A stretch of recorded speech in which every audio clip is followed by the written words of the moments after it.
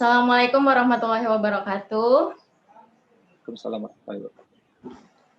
Allahumma sholli ala Muhammad wa ala ali Muhammad. Apa kabar sahabat-sahabat sekalian, mitra BP? Alhamdulillah hari ini saya diberi kesempatan untuk berbagi ya sama sahabat-sahabat mengenai propolis. Boleh tolong slide-nya. Saya adalah Dr. Nurrahma, saya seorang spesialis penyakit dalam dan alhamdulillah saya sudah bermitra dengan Mas Ipo Santosa kurang lebih 1 tahun. Hari ini saya akan membawakan materi product knowledge ya tentang propolis. Sebelum saya menyampaikan materi ini, boleh ya teman-teman tanamkan dulu di dalam pikirannya bahwa kita belajar ini adalah sesuatu yang mudah. Ya, boleh teman-teman ulangi kata-kata saya ya. Belajar itu mudah ya. Jadi bismillah, Robbi zidni ilma warzuqni fahma. Kita hari ini akan mempelajari tentang propolis. Kadang-kadang orang itu kalau udah konotasinya belajar, udah mikirnya, wah nanti dikasih jurnal, dikasih yang susah-susah. Insya Allah propolis itu sesuatu yang sangat menarik dan mudah banget dipelajari dan sangat simpel gitu ya untuk kita terapkan sehari-hari. Boleh slide yang berikutnya. Ya, ternyata ya sahabat-sahabat sekalian kalau kita baca ya sejarah yang banyak ada di ilmu pengetahuan gitu ya, bahwa propolis ini sudah diketahui sejak zaman sebelum Masehi gitu ya. Nah, bahkan yang tercetak di sejarah itu sejak tahun 5500 sebelum Masehi di masa Mesir kuno, itu orang-orang Mesir kuno sudah menggunakan propolis, digunakan pada jasad jenazah yang meninggal gitu, dilapisi ada cairan kental berwarna kecoklatan. Saat itu belum dikenal namanya, kemudian dibalurkan di jenazah, itu tujuannya untuk mencegah pembusukan dari jenazah tersebut. Kemudian digunakan juga untuk berbagai macam pengobatan pada zaman itu, tapi memang belum diketahui itu zat apa. Nah, pada saat tahun 350 sebelum Masehi, itu di masa, mungkin teman-teman pernah tahu atau pernah dengar ya, nama Aristoteles. Aristoteles ini adalah seorang ilmuwan gitu ya di masa Yunani kuno. Dia juga menyelidiki ternyata apa sih sebenarnya cairan kecoklatan ini gitu ya yang berasal dari produk lebah gitu. Produk lebah tapi kok bukan madu gitu. Karena ternyata memang sebenarnya dari zaman Mesir kuno itu madu dan propolis itu sudah digunakan secara bersamaan. Cuman orang belum bisa mendefinisi ini apa. Nah, kemudian Aristoteles ini kan orang yang sangat pintar ya, dan dia berguru dengan orang-orang yang hebat juga. Akhirnya dia bisa mendefinisikan bahwa cairan kental kecoklatan ini adalah zat yang bisa melindungi sarang lebah dari berbagai gangguan, baik itu gangguan parasit, yang terutama itu gangguan bakteri. Jadi dia membuat sarang lebah itu sempurna gitu ya, aman dari bakteri dan juga terjaga kelembapannya. Nah, akhirnya karena ini dianggap oleh Aristoteles ini sebagai zat yang bisa mempertahankan sarang lebah itu, dia memberi nama dari bahasa Yunani propolis. Propolis itu artinya pertahanan kota. Gitu ya. Kemudian kalau misalnya kita lihat lagi di zaman Romawi kuno gitu ya, di tahun 100 sebelum Masehi, ternyata di masa itu prajurit-prajurit yang sedang berperang itu meminum propolis ini untuk menjaga daya tahan tubuh. Ini udah mulai agak dikembangkan, bisa diminum, bisa dikonsumsi dalam jumlah yang cukup banyak gitu ya. Kemudian wanita-wanita di zaman Romawi kuno itu menggunakan propolis untuk dioleskan ke wajah dan ke seluruh tubuh untuk kecantikan tujuannya, dan juga untuk tujuan memelihara kesehatan kewanitaan. Maka sampai ada istilah di zaman Romawi kuno itu the woman's friend gitu ya, temannya perempuan, temannya wanita. Bahwa propolis ini temannya wanita karena saking dahsyatnya gitu ya, khasiatnya bisa buat kesehatan, bisa buat kecantikan juga. Nah, ini kan dari tadi kita cerita zaman-zaman yang dulu-dulu gitu ya, Mesir kuno, Romawi kuno. Nah, gimana dari sisi Islam? Sekarang kita bahas sedikit di zaman Ibnu Sina. Mungkin teman-teman pernah dengar ya, Ibnu Sina itu hidup di sekitar tahun 900 sampai tahun 1000.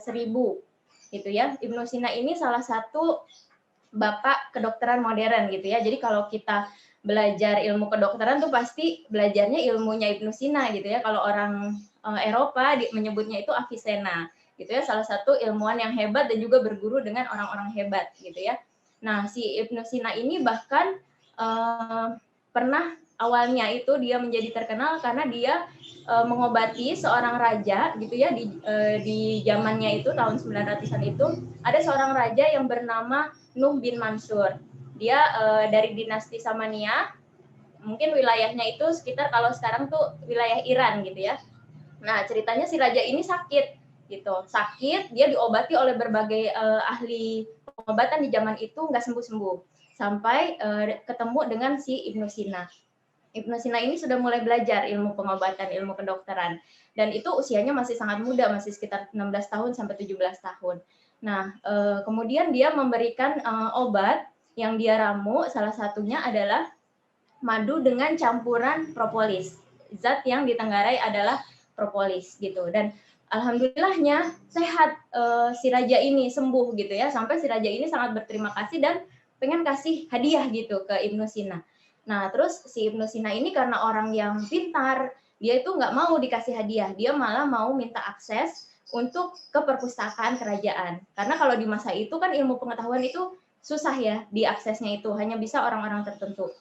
Jadi dia pengen banget ke perpustakaan kerajaan dan akhirnya dia dikasih akses, dan disinilah Ibnu Sina itu akhirnya mengembangkan ilmu kedokterannya. Dia membaca berbagai macam kitab dan dia dari ilmu-ilmu yang dia dapat di perpustakaan ini, dia mengembangkan pola pikir yang sampai sekarang digunakan sebagai dasar-dasar ilmu kedokteran, keperawatan, kebidanan gitu ya. Makanya si Ibnu Sina ini dikenal sebagai bapak kedokteran modern gitu. Nah, maju lagi nih di area ilmu yang tahun 1600-an ya, sudah mulai abad-abad modern gitu. Ternyata di zaman Raja King Henry gitu ya, King Henry ke-8 di Inggris itu ada suatu aturan bahwa obat-obat yang beredar yang digunakan sebagai pengobatan di masyarakat harus masuk ke dalam sebuah buku yang disebut London Pharmacopoeia. Jadi London Pharmacopoeia ini adalah sebuah buku yang mencatat obat-obatan yang boleh digunakan di masyarakat pada zaman itu. Jadi kalau misalnya obatnya itu nggak tercantum di buku ini, itu nggak boleh dipakai. Nah, kalau zaman sekarang kita menyebutnya itu mungkin buku katalog obat gitu ya, katalog medis gitu. Nah, ini ternyata di sejarahnya propolis itu sudah tercantum di London Pharmacopoeia. Ini tentu menjadi sebuah kebanggaan juga ya buat kita, karena produk kita ini kan berasal dari Inggris. Nah, ternyata memang dari zaman dulunya gitu ya, saking memang sejarahnya itu luar biasa, Inggris itu memang sangat memperhatikan yang namanya keamanan medis ya. Terus ya semuanya tercatat dengan baik, penelitiannya juga berjalan kayak gitu, dan aturan-aturan secara medisnya juga ada, bahkan diatur oleh raja gitu ya. Nah, kemudian di zaman Perang Dunia Pertama dan Kedua itu, pada saat itu yang sudah banyak berkembang propolisnya itu dari Rusia. Nah, tentara-tentara Rusia itu menggunakan zat yang mereka sebut sebagai Russian penicillin gitu ya. Zaman itu kan penicillin kan heboh banget gitu ya, baru ditemukan, kemudian dipakai, ternyata efeknya bagus gitu. Nah, ternyata mereka nggak punya penicillin, tapi mereka punya zat yang ternyata adalah propolis, itu disebut Russian penicillin, itu digunakan di Perang Dunia itu sebagai obat untuk luka dan untuk mencegah infeksi akibat luka-luka tersebut gitu ya. Kemudian saking terus berkembang penggunaannya. Nah, tahun 1973 ini ada seorang ilmuwan yang berasal dari Swedia, namanya Dr. Carl Lund. Itu dokter, dia adalah seorang ahli biologi sebenarnya. Dia itu menghebohkan dunia medis. Kenapa? Karena dia itu melakukan penelitian gitu ya. Penelitiannya itu mencapai 50.000 orang di Skandinavia. Orang Skandinavia tuh Eropa Utara gitu ya. Orang-orang ini dengan berbagai keluhan penyakit, dia kasih terapi propolis gitu. Ternyata setelah diteliti efek sampingnya itu hampir tidak ada sama sekali, dan justru manfaatnya itu luar biasa, sampai orang-orang ini ada yang berkurang keluhannya, sampai ada yang sehat, sembuh kembali seperti itu. Sampai akhirnya si Dr. Karlun Askard ini dinamakan sebagai dokter propolis gitu ya. Nah, penelitian-penelitian propolis ini baru mulai booming itu di sekitar tahun 1990. Mulai banyak publikasi-publikasi ilmiah, kemudian bahkan ada testimoni-testimoni orang-orang yang pernah pakai propolis gitu ya dari masyarakat umum. Kemudian ada juga bahkan laporan-laporan dari dokter-dokter yang menggunakan propolis ini pada pasien-pasiennya yang tadinya dianggap sudah tidak bisa diterapi lagi dengan terapi modern, terapi medis gitu ya. Ternyata diterapi dengan propolis, alhamdulillah ada perbaikan pada pasien-pasien ini.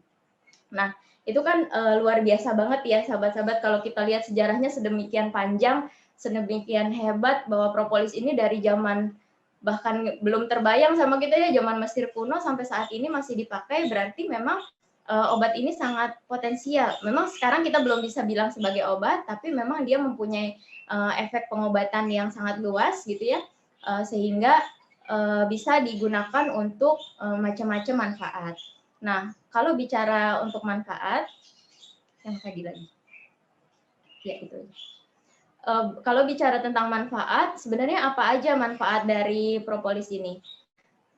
Kalau manfaat yang utama itu untuk menjaga daya tahan tubuh, tentu saja ya teman-teman mungkin di sini udah hafal lah namanya IKAT gitu ya. Ada imunitas, kolesterol, asam urat, diabetes.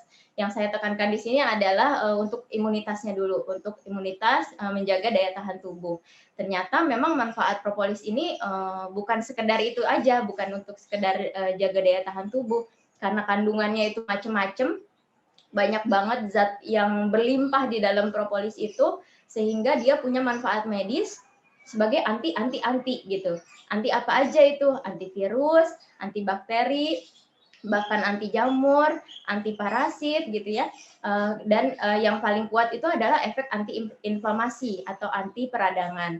Jadi kalau misalnya ada yang bengkak, ada yang benjol, itu cepat banget dikasih propolis itu perbaikan gitu ya. Apalagi kalau misalnya pada penyakit-penyakit berat gitu ya, ada kondisi medisnya, minum obat medis itu tidak bertentangan sama sekali dengan propolis. Justru di kondisi-kondisi tertentu yang penggunaan obat medisnya jangka panjang, propolis ini sangat membantu untuk menormalkan kembali fungsi hati. Karena seperti kita ketahui, kebanyakan obat-obat medis ini dibuang di hati dan di ginjal gitu ya. Jadi fungsi hatinya lama-lama menurun, berat karena adanya obat-obatan yang diminum secara terus-terusan. Nah, di sini propolis ini sangat mensupport gitu.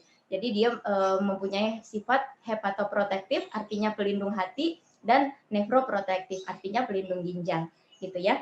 Kemudian untuk penggunaan sendiri propolis ini bisa digunakan dengan berbagai cara gitu ya. Ternyata memang apa yang Allah sampaikan di surat An-Nahl 6869 gitu ya, bahwa ada cairan yang keluar dari perut lebah yang bisa kita gunakan sebagai obat, dan ini menunjukkan kebesaran Allah bagi kaum yang berpikir. Ini memang benar-benar kalau kita baca lebih dalam gitu ya, ya memang setiap kalimat yang kita baca, ilmu pengetahuan yang kita baca itu seolah-olah Allah tuh pengen menunjukkan nih, apalagi yang kamu ragukan gitu kan. Alhamdulillah banget bisa ditetes. Kalau di kulit itu bisa dioles gitu ya.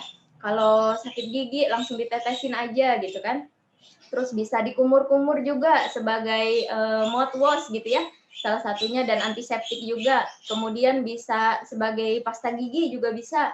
Kemudian bisa diminum seperti biasa gitu ya. Jadi penggunaannya bisa macam-macam, nggak harus kayak misalnya dicampur air, diminum seperti biasa bisa, ditetes langsung bisa, mau dioles juga bisa, dipakai sebagai sikat gigi bisa juga. Nah, penggunaannya yang luas sehingga ini sangat fleksibel dan mudah banget mau diaplikasikan sesuai dengan penyakitnya.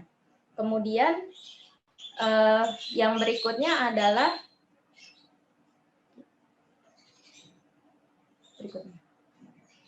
mungkin teman-teman bisa baca dulu ya ini ya.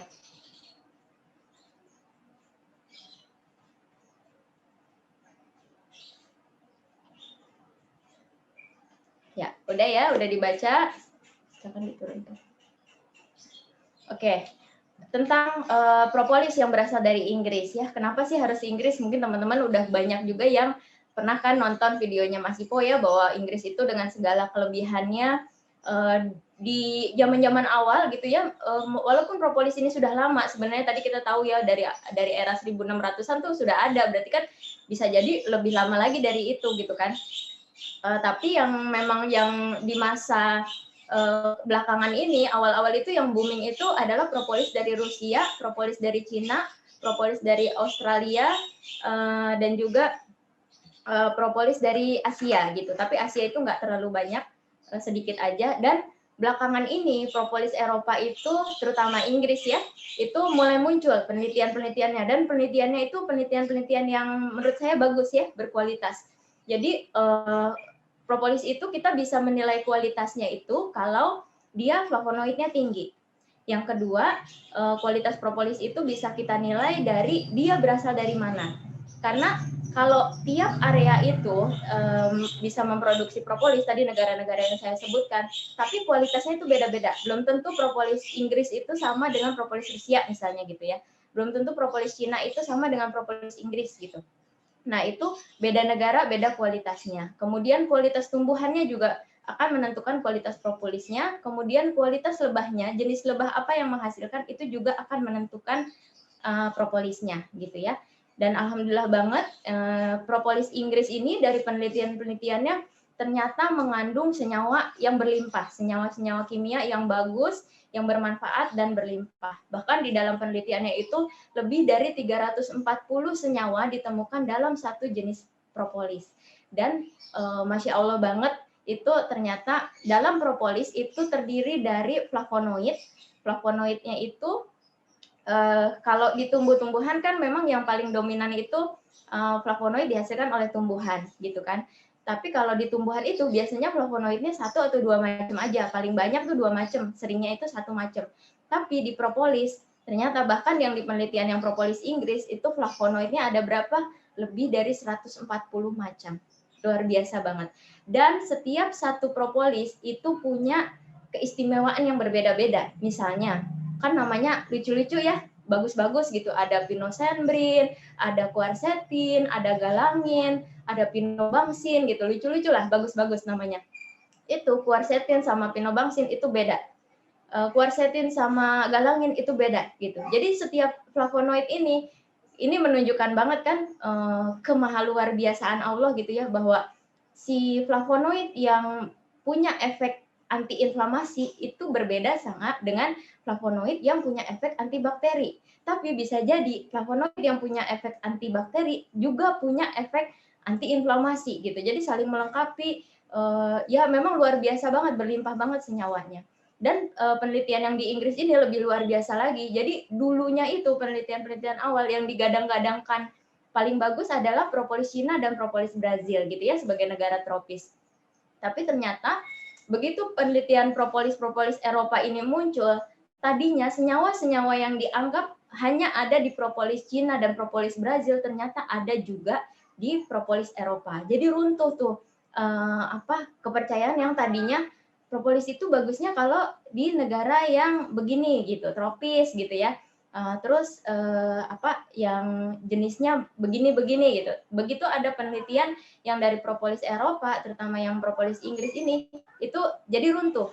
Ternyata propolis yang dari Eropa, khususnya propolis yang di penelitian yang saya baca ini, itu propolis Inggris, dia itu punya keistimewaan, dia punya flavonoid yang tadinya dianggap hanya berasal dari propolis-propolis yang dari Cina dan dari Brazil gitu. Bahkan dia menyebutkan ada 50 lebih zat senyawa yang belum bisa didefinisikan sampai saat ini. Itu apa, namanya apa, fungsinya apa, itu belum tereksplor sampai saat ini. Masih dalam penelitian dan belum ketemu. Luar biasa banget ya, jadi 300 lebih senyawa dengan 140 lebih flavonoid dan bahkan 50 diantaranya itu belum dikenal. Jadi memang ilmu pengetahuan ini terus berkembang dan luar biasa banget, semakin meyakinkan kita bahwa ya ini memang dari Allah gitu ya, nggak mungkin buatan manusia. Kemudian berikutnya lagi, kalau kita bicara tentang propolis gitu ya, dia kan tadi punya manfaat gitu ya. bahwa bisa untuk menjaga daya tahan tubuh, menjaga vitalitas tubuh. Kemudian kalau ada penyakit yang menyerang tubuh, dia bisa melindungi gitu ya. Boleh teman-teman baca dulu ini.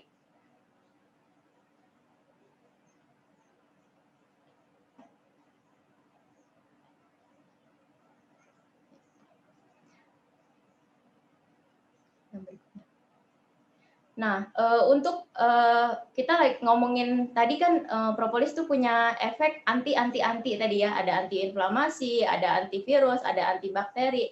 Nah, ini saya spesifik ngomongin tentang antivirus. Kalau misalnya ada virus menyerang tubuh kita, ternyata propolis ini di penelitiannya dia bisa menghambat virus itu menempel pada tubuh manusia. Kalau misalnya dia udah terlanjur menempel di tubuh manusia, maka si propolis akan mengacaukan replikasi. Replikasi itu adalah proses perbanyakan virus di dalam tubuh. Jadi kalau virus masuk ke dalam tubuh kita, dia akan beranak pinak. Istilahnya kalau bakteri itu membelah diri, virus itu juga memperbanyak diri gitu. Tapi bukan dengan cara membelah diri, tapi dia bereplikasi namanya. Jadi tadinya 1 jadi 2, jadi 4, jadi 8, jadi 16, jadi 32 gitu. Langsung heboh gitu ya.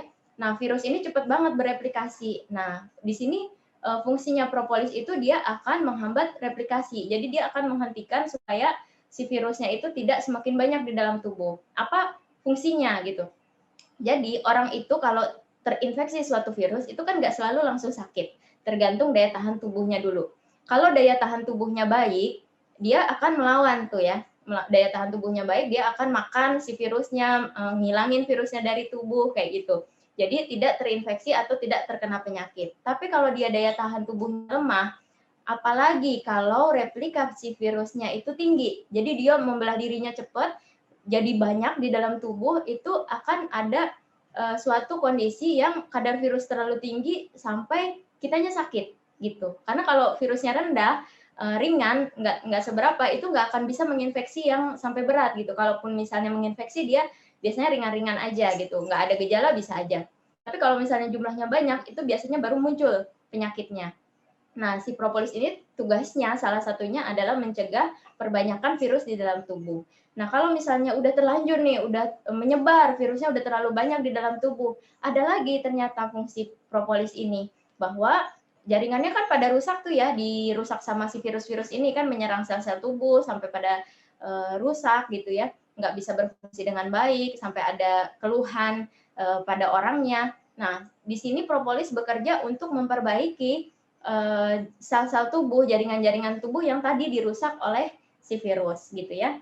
Jadi dia akan menormalkan kembali kondisi tubuh kita dari dalam, yang sel-sel tadi rusak dibetulin, daya tahan tubuhnya diperbaiki sampai menormalkan lagi kondisi tubuh sampai tidak ada gejala lagi gitu. Diharapkan seperti itu.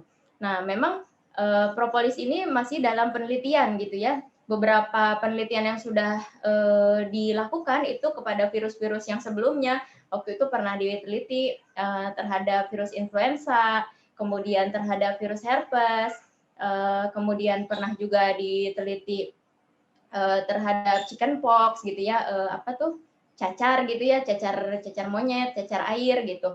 Ternyata dia bisa menghambat gitu. Tapi apakah yang sekarang ini sedang ada penyakit di negeri kita dan bahkan menjadi pandemi di dunia, ini memang masih ongoing semuanya, masih penelitiannya masih berjalan.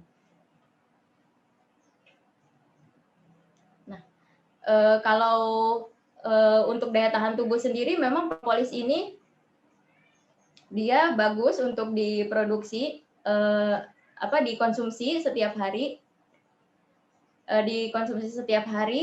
tanpa menyebabkan kita, kan ada teman-teman yang mungkin khawatir gitu ya kalau minum tiap hari gimana gitu, nanti kita jadi kebal apa enggak. Nah ini kan memang hebatnya sesuatu yang alami itu jangan dibandingkan dengan sesuatu yang dibuat atau sesuatu yang diproduksi secara seperti obat gitu ya, diproduksi di pabrik, dibikin dengan senyawa atau mungkin direkayasa genetik kayak gitu, itu berbeda. Memang sesuatu yang alami itu dia bisa